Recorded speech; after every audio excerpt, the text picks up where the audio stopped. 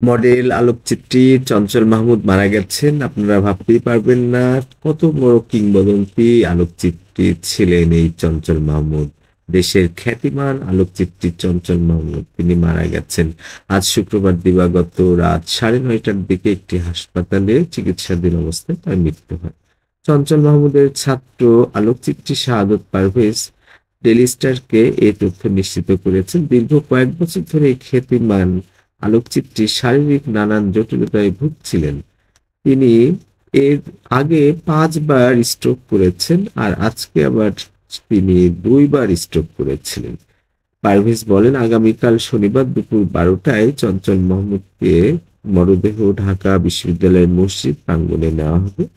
দুপুরে বাদ-জোহর নামাজে জানাজা শেষে বনানীর কবরস্থানে দাফন করা হবে। চঞ্চল মাহমুদ বাংলাদেশের ফ্যাশন ও মডেল আলোকচিত্র জগতে অন্যতম নাম। প্রায় 4.5 দশক ধরে আলোকচিত্রী হিসেবে কাজ করে যাচ্ছিলেন।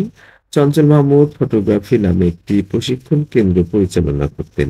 একাধিক প্রদর্শনী হয়েছে তার ছবির। বাংলাদেশের প্রয়াত নায়ক সালমান শাহ, মৌসুমী, শাবনূর, পপি থেকে শুরু করে নোবেল, সাদিয়া ইসলাম মৌ, তানিয়া আহমেদ, সুইটি, বিপাশা হায়াত, আফসানা মিমি সহ অসংখ্য অভিনেতা ও মডেল তার ক্যামেরাবন্দী হয়েছেন।